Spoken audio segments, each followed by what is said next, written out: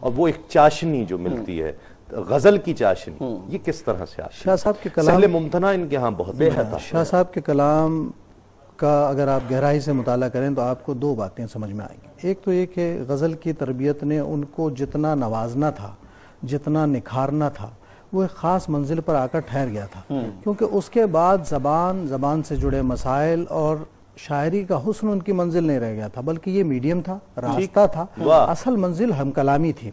شاہ صاحب اس منزل پر تو رک گئے جسے ہم شاعری کا ارتقاء کہیں اور اس میں تبدیلیاں کہیں، تغیر کہیں، زمانے کے تحت لوگ اپنی شاعری کو عصری تناظر میں بدلتے چلے جاتے ہیں۔ شاہ صاحب نے ایسا نہیں کیا، شاہ صاحب نے اس میڈیم کو وہی رکھا، لیکن اپنے عشق کی پرواز کو بلند کرتے چلے گئے۔ آپ ان کا اول ایک سے کلام دیکھیں، ابتدائی نعتوں میں شاہ صاحب کی ایک نعت جب میں نے کسی اخبار میں بہت پہلے کہ محمد کی صورت میں صلی اللہ علیہ وسلم حق جلوہ گر ہے، اب دیکھیے اتنا خطرناک مصرع ہے، محمد کی صورت میں حق جلوہ گر ہے۔ اگلے مصرے میں پورا کمال دکھایا شاہ صاحب نے شاعری سے اس مصرے کو بچانے کا۔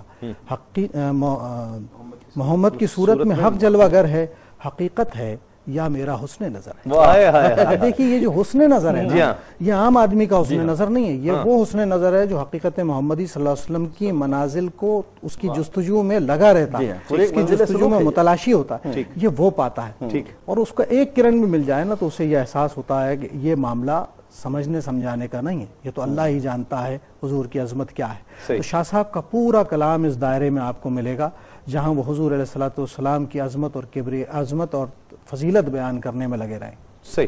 ایک تو وہ روحانی سلسلہ ان کا جو ساتھ ساتھ چلتا رہا اور وہاں پر لوگ فیض یاب ہونے، روحانی فیض لینے کے لیے بھی آیا کرتے، ایک تو اس کا تذکرہ۔ دوسرا جس طرح ذکر ہوا پہلے بھی کہ آپ نے اور سبھی نے یہ کوشش کر کے کہ اسے شائع کیا جائے، جو باقی کلام ہے منایا ہم نے، اور اس میں ایک نام مرزا ضائع ہو گیا، باقی جو 17 دیوان ہیں اور 1,00,000 مطبوع ہیں، ایک تو وہ کہاں ہے، وہ کب آ رہے ہیں، اس کے لیے بھی کوئی کوشش ہو رہی ہے کیا؟ وہ چھپ چکے ہیں مارکیٹ میں، جتنا موجود تھا وہ سب بالکل۔ ہاں، ابھی ہم پیام انصار نام کا ایک مجلہ نکالنے والے ہیں، اس میں اس کے نمونے ہم شائع کرتے رہیں گے۔ آپ نے شاہ صاحب کے روحانی سلسلے کی بات کی اور وہی درگاہ سید صاحب کی اصل شناخت شاہ صاحب کے ساتھ چلی آ رہی تھی، اور لوگوں نے بہت کہا کہ یہ اگر سجادہ نشین ہیں اور دسمبر 47 تک سجادگی ہی کی انہوں نے، تو پھر یہ اس کے بعد کہاں یہ لڑکوں میں لگ گئے، نعت خوانوں میں لگ گئے۔ اکثر وہ جو ہوتے ہیں، آپ کیا کہتے ہیں، سکہ بند پیر جو ہوتے ہیں، خاص ہوتے ہیں نا، وہ جو بالکل بہت سارے مطلب ان کے تو آپ کو پتہ ہے حلیے بھی الگ ہوتے ہیں، وہ شاہ صاحب پہ تنقید ہی کیا کرتے تھے کہ یہ ان کے ساتھ شاہ صاحب ہی نہیں لگانا چاہیے، یہ تو بس وہ لڑکوں ہی کے ساتھ ہوتے ہیں اور وہ سارا، اور ان لڑکوں نے ان کو محدود کر دیا ہے۔ میں ہمیشہ کہا کرتا تھا کہ محدود نہیں کیا، شاہ صاحب کا رنگ جو ہے وہ خوشبو حسان جو آپ نے نام رکھا ہے اس پروگرام کا، خوشبو حسان یہ حضرت حسان بن ثابت رضی اللہ تعالیٰ عنہ کو کیا آپ روحانی نہیں کہیں گے؟ صحیح، یقیناً کہنا ہوگا، آپ کے پروگرام کا نام ہے اور اس پروگرام کے نام کے پیچھے بہت بڑی تاریخ اس تناظر میں اگر دیکھا جائے کہ مطلب ان لوگوں، مولانا عمر اشرفی صاحب، مولانا محمد شفیع قاڑی صاحب رحمۃ اللہ علیہ، یہ ان شخصیات کے ساتھ کام کر رہے ہیں تو وہ ایک محاذ بانٹ لیے ہیں نا۔ اچھا، میں کس محاذ پر آپ کام کر رہے ہیں؟ جی تسلیم بھائی، اصل میں انہوں نے کہا سبھی بھائی نے کہ پاکستان بننے کے بعد سب سے پہلی ضرورت تھی کہ عقیدے کی پاسبانی، ٹھیک ہے، اور ان نظریات، اور یہ وہ شخصیات سب ہیں کہ جنہوں نے اپنے اپنے رنگ سے اپنے محاذ پر کام کیا ہے۔ اچھا، یہ شاہ صاحب کے روحانی سلسلے کے لیے تو وہ لوگوں نے نہیں ابھی تک اجاگر کیا ان کا کہ ان کا سلسلہ رحمانیہ قادریہ تھا، ان کا باقاعدہ شجرہ ہے جو مجھ تک منتقل ہوا ہے۔ شاہ صاحب نے مجھ کو امین سجادہ تحریراً کیا ہے، تو مجھے معلوم ہے کہ ان کے سلسلے کی اسباق سلوک مجھے جاری کرنے ہیں۔ شاہ صاحب نے محافل نعت کے ذریعے، جس طریقے سے اور صوفی حضرات نے ذکر کے حلقوں کے ذریعے منازل سلوک طے کرائیں، انہوں نے محافل نعت کے ذریعے سبھی نے بہت اچھی بات کہی کہ ہم لڑکوں کو انہوں نے اللہ کی راہ پر لگا کر رسول کی در پہ پہنچا دیا، رسول کے قدموں میں پہنچا دیا۔ یہ تزکیہ اور طہارت کی وہ منزل ہے کہ جو رسول اللہ صلی اللہ علیہ وسلم نے حسان بن ثابت رضی اللہ عنہ کو عطا کی۔ آپ نے دیکھا کہ ان کو ممبر پہ کیوں بٹھایا؟ علی بھی موجود تھے، 41 صحابہ کرام موجود تھے، کیونکہ رسول اللہ صلی اللہ علیہ وسلم کا میلاد انہوں نے بیان کیا نا، ہے نا، خلقت مبرأ من کل عیب، ہے نا، کانک قد خلقت کما تشاء، ہے نا، تلد النساء والی جو بات ہے۔ وہ میلادی بیان ہو رہا ہے نا، اس لیے ان کو حضرت حاتم ثابت رضی اللہ عنہ 27 برس کی عمر میں رسول اللہ صلی اللہ علیہ وسلم کی ولادت کے گواہ تھے. بی بی آمنہ کی گود میں جب ننھے محمد آ رہے تھے تو گواہ تھے.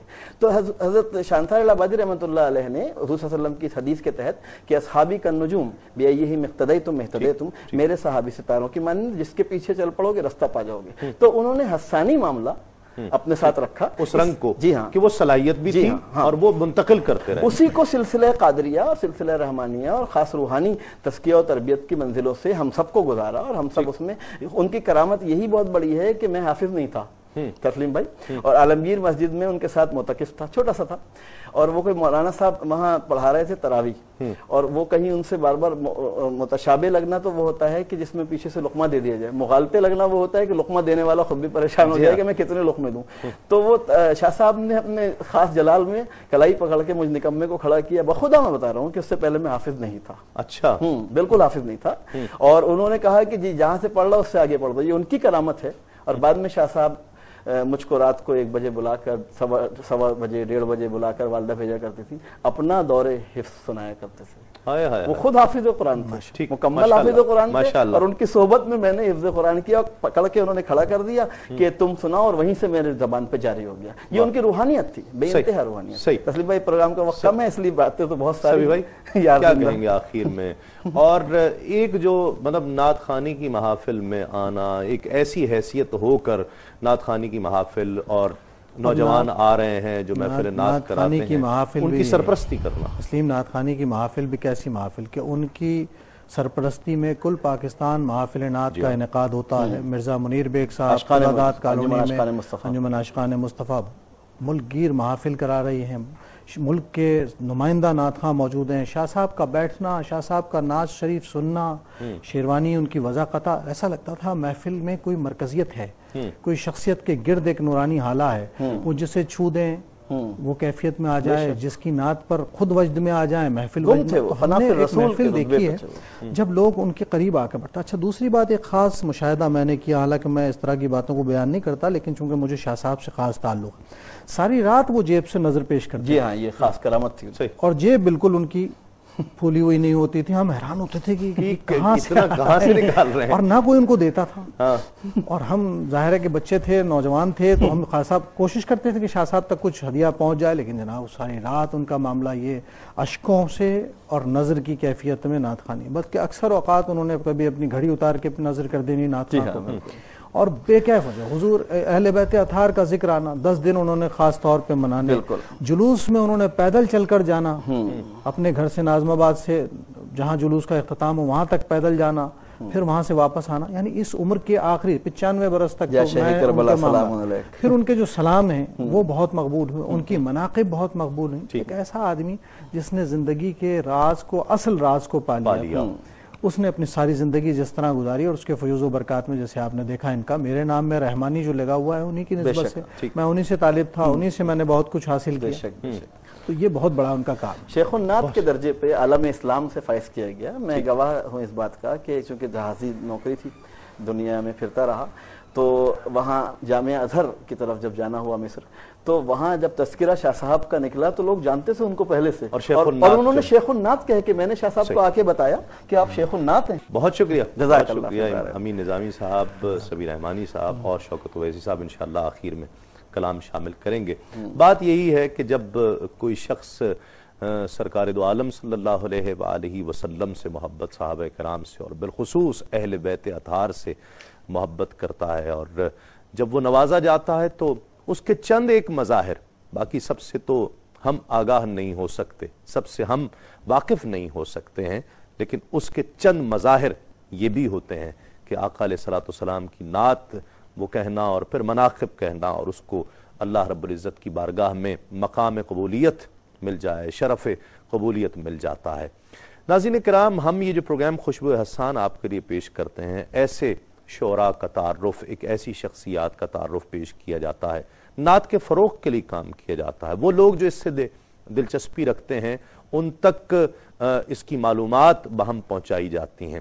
یہی کام تو شاہ انصار الہ آبادی کر رہے تھے کہ وہ نعت کی سرپرستی کر رہے تھے، نعت کی تنظیمات کی سرپرستی کر رہے تھے، ان نوجوانوں کی سرپرستی کر رہے تھے کہ جنہیں انہوں نے ایک جوہری ہوتے ہوئے اس ہیرے کو پہچان لیا تھا اور اسے پھر تراشا کرتے تھے، اسے ترغیب دیا کرتے تھے. یہاں تک بھی ذکر ہوا کہ اپنے کلام ان کو دے دیا کرتے تھے کہ ٹھیک ہے، تاکہ ان میں ایک شوق اور ذوق پیدا ہو جائے. تو یعنی یہی کام تو وہ کر رہے تھے، ہم انہی کا کام کر رہے ہیں.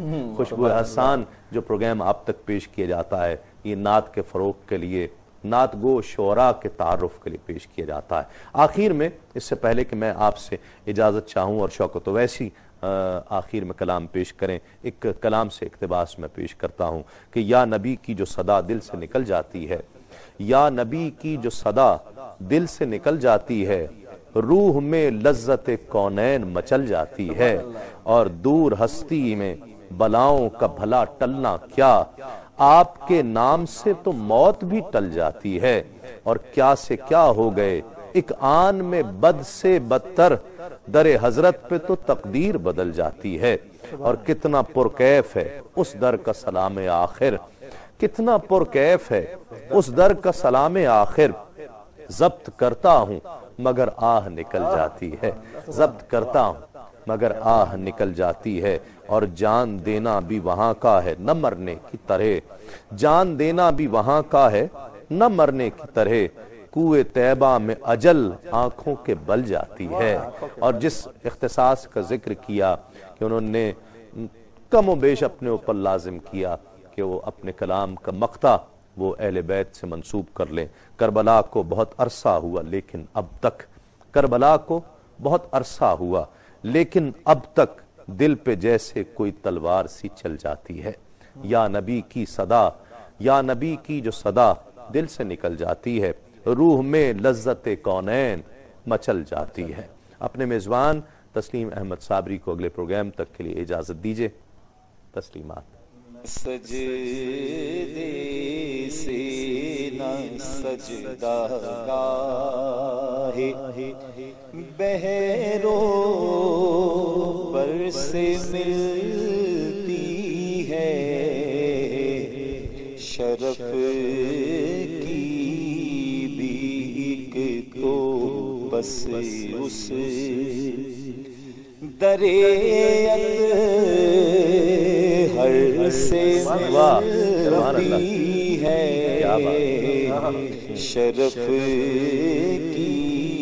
بھی ایک تو بس اس درے ہر سے ملتی ہے، نہ سجدے سے نہ سجدہ گاہ، حقیقت مسکرا دیتی ہے، جلوے داد دیتے ہیں. کیا بات. حقیقت مسکرا دیتی ہے، جلوے داد دیتے ہیں، عجب تسکین روحانی، عجب تسکین روحانی، غم سرور سے ملتی ہے، عجب تسکین روحانی، غم سرور سے ملتی ہے، شرف کی بھی تو بس اس